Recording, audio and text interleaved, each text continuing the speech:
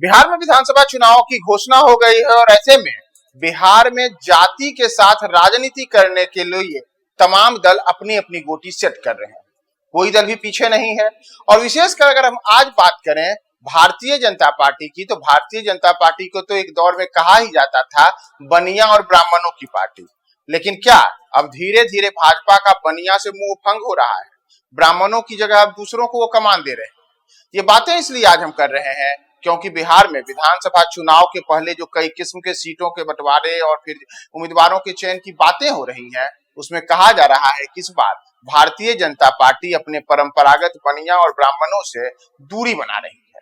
तो इसी मुद्दे पर आज न्यूज फॉर नेशन पर हम बात करेंगे और इस मुद्दे पर बात करने के लिए हमारे साथ हैं हमारे साथी धीरेन्द्र।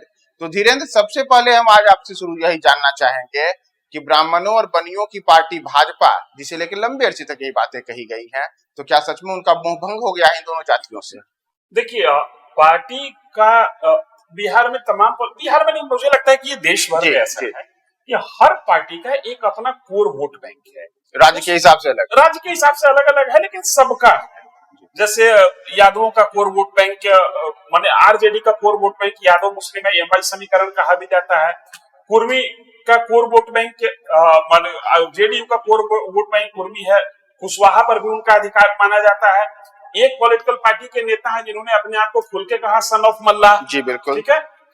तो इस तरीके से बीजेपी के लिए बिहार में शहर से आगे रास्ता अगर बना तो वो रास्ता बना वैश्यों के कारण और ब्राह्मणों के कारण।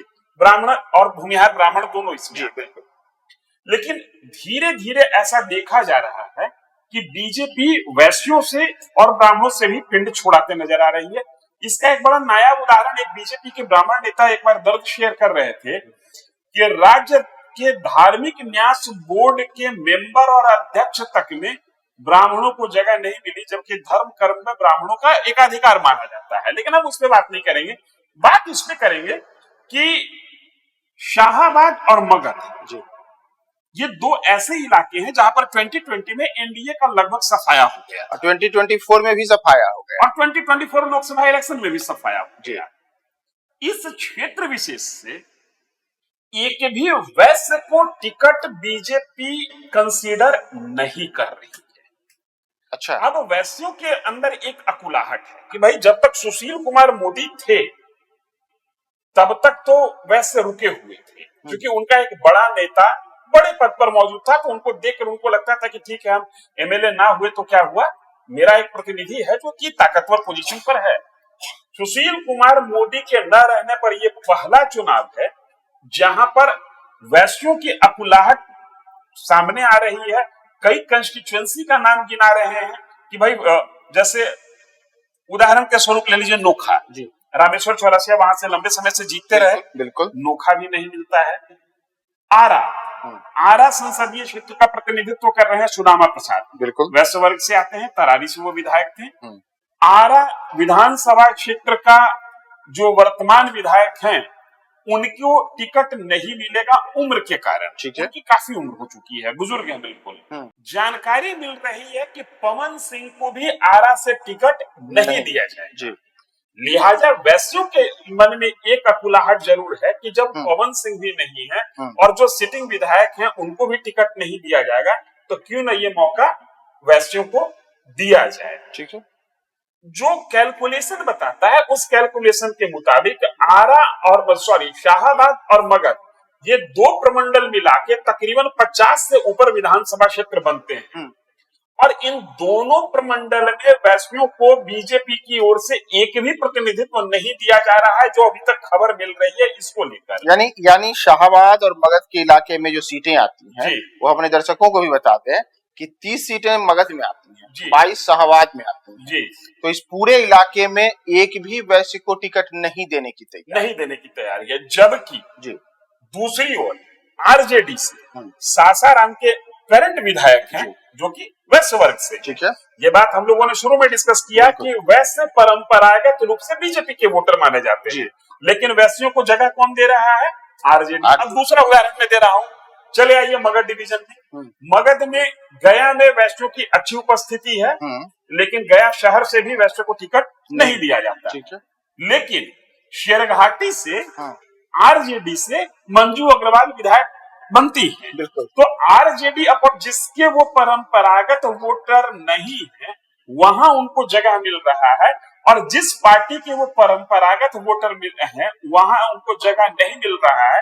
तो ये सवाल बड़ा मौजूद हो जाता है कि क्या बीजेपी वैश्यों से पिंड छुड़ाना चाहती है, या वैश्य बिदक चुके हैं बीजेपी से और वैश्य अब उस पार्टी में भी वोट देने के लिए तैयार है जो पार्टी अमूमन तौर पर उनके खिलाफत की पार्टी मानी जाती थी, जिसके साथ उनकी दोस्ती नहीं रहती थी।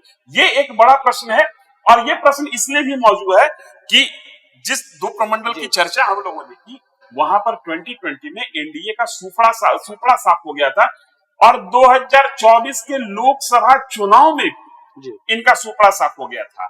एक बड़ा प्रश्न और निकल कर आता है, उस पर मैं आपसे जवाब चाहूंगा। वैश्यों की आबादी कितनी है और वैश्य में कौन कौन से वर्ग आते हैं?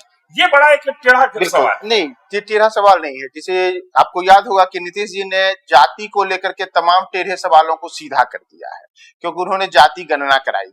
लेकिन इस पर सहमति नहीं होना अलग चीज है, लेकिन हाँ, डाटा तो सरकारी आंकड़ा और सरकारी डाटा से ही बातें होती है। आप सहमत रहिए नहीं रहिए उससे कोई फर्क नहीं पड़ता है। जी। तो वैश्यों की जो आबादी होती है उसे लेकर के देखिए, मैं हम दर्शकों को भी बताएंगे कि करीब 2.32% वर्ष 2023 में, जो अक्टूबर 2023 में जाति गणना की रिपोर्ट आई थी, उसके अनुसार बिहार में वैश्यों की कुल आबादी 2.32% है पूरे बिहार में। और इसमें अगर आप आएंगे कि बिहार में जो अलग अलग जातियां हैं इस वर्ग में, तो कौन कौन सी जातियां आती हैं, तो एक मोटे तौर पर अगर हम कहें तो इसमें सूरी, मोदक, मायरा, रनिया, पंसारी, मोदी, कसेरा, केसरवानी, ठठरा, कलवार, कलाल, राकी, व्याकुत, कमलापुरी, वैश्य, माहुरी, बंगी वैश्य, बंगाली बनिया, बर्णवाल, अग्रहरी वैश्य, वैश्य पुदार, कौशधन, गंडक बनी, बथमा और गोलदार नाम की जातियां आती हैं।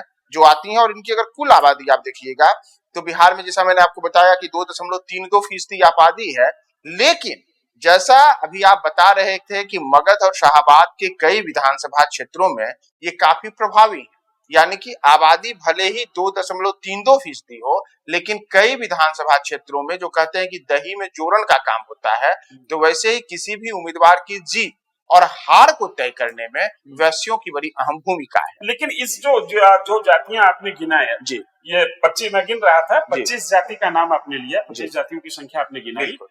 इसमें महत्वपूर्ण है कि तेली को नहीं गिना गया है।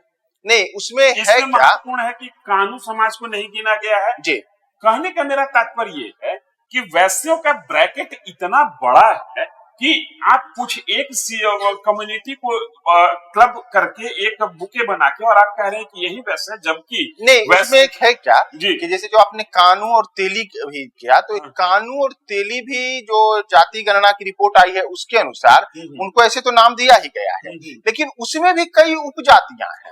तो ये उपजातियों के कारण कानू में भी उपजाति है, तेली में भी उपजाति है, तो इसीलिए उनको सामूहिक तौर पर एक न करके बल्कि उनको वर्गीकृत करके अलग अलग उपजातियों में बांटा गया है।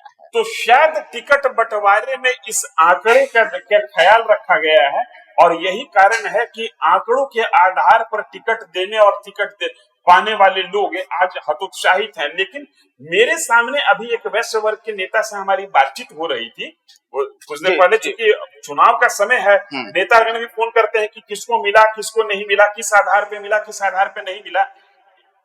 उनका अपना मानना है कि पूरे प्रदेश में वैश्यों का जो बुके है उस बुके में तकरीबन 25% आबादी है। जिस समय आप 2.3 कह रहे थे, मुझे लग रहा था कि ये टाइपो एरर हो सकता है, 23% की बात हो सकती है, क्योंकि अति पिछड़ा जमात की एक बहुत बड़ी जो जाति है, बहुत बड़ी जातियों का जो वर्गीकरण है, वो व्यवहारिक रूप से वैश्य समाज के अंतर्गत ही आते हैं, पेशागत रूप से वो वैश्य समाज के अंतर्गत ही आते हैं। लेकिन जिस तरीके से खंडित किया गया है समाज को, वो खंडन के बाद वैश्यों की गिनती बता दी गई 2.32% सरकारी आंकड़ा 3-2%। अब थोड़ा सा इससे आगे गाड़ी बढ़ाते हैं। मामला ये है कि कुर्मियों की आबादी भी बहुत ज्यादा नहीं, 2.8% के आसपास है, भूमिहारों की आबादी भी बहुत ज्यादा नहीं है। जो जिस डाटा की बात आप कर रहे हैं उसी डाटा पर हाँ। हम बात कर रहे हैं। 2.6%, 6 से कुछ अधिक फीसदी भूमिहारों की आबादी बताई गई है। इन दो जातियों का वर्गीकरण किया जाता है राजनीतिक रूप से तो टिकट मिलता है, लेकिन वैश्यों का जब वर्गीकरण किया गया तो उनका टिकट कटता चला गया। मैं उदाहरण दे रहा हूं, नोखा से रामेश्वर चौरसिया जीते थे, आपने उनका टिकट कट गया। गया में वैश्यों की अच्छी उपस्थिति है, वहां कभी वैश्यों को कंसीडर ही नहीं किया जा रहा है। शहर में दो ही जाति की उपस्थिति सशक्त रूप से, हिंदू समाज के अंदर मैं कह रहा हूं, दो ही जाति की उपस्थिति सशक्त रूप से महसूस की जाती है, एक बनिया वर्ग की और दूसरा अपर क्लास में कास्ट वर्ग की। कास्ट का भी कॉन्सेंट्रेशन शहरों में ज्यादा है।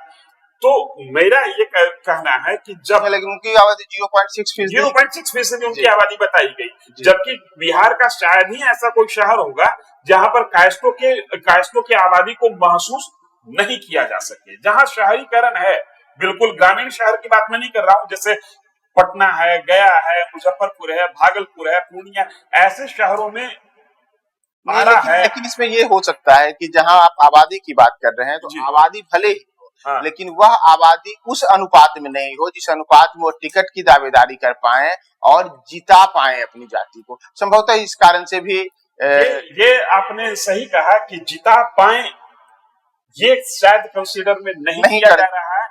लेकिन लेकिन एक और है ना कि नहीं जिता पा रहे हैं। लेकिन यही हम सबने देखा कि 2020 के विधानसभा चुनाव में और 2024 के लोकसभा चुनाव में जिता भले ही नहीं पाए, लेकिन हिराने का मत तो रखते हैं। यही मैं कह रहा था कि जिस हिसाब से वैश्यों के अंदर मगध और चाहाबाद प्रमंडल में अपनी उपेक्षा की भावना भर रही है, वो जिता भले ही न पाए, हरा सकते हैं। इसलिए हमने ये खबर रखी कि भाई इतनी बड़ी आबादी, इतना डेडिकेशन शुरू से बीजेपी के साथ जो आबादी टिकी हुई है, अगर उस आबादी की उपेक्षा होगी, चाहे वो ब्राह्मण हो, भूमिहार ब्राह्मण हो या वैश्य हो, तो खामियाजा पार्टी को भुगतना पड़ सकता है।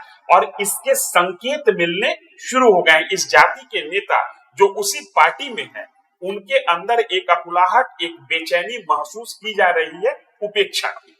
तो अब महत्वपूर्ण यह होगा कि अगले कुछ घंटों में ही, यानी कि अगले 24 से 48 घंटों में जब भारतीय जनता पार्टी के उम्मीदवारों की पहली सूची जारी होगी, तो उसमें सबसे अहम मुद्दा रहेगा कि कितने वैश्य, कितने ब्राह्मणों को टिकट मिलता है और इससे आगे की राजनीति भी बिहार में प्रभावित होगी। हम उन तमाम मुद्दों के साथ पुनः आपके साथ हाजिर होंगे। बने रहे न्यूज़ फॉर नेशन के साथ। सूरज की पहली किरण के साथ जाग उठा बिहार, हर मत बने नई उम्मीद, हर कदम जिम्मेदारी।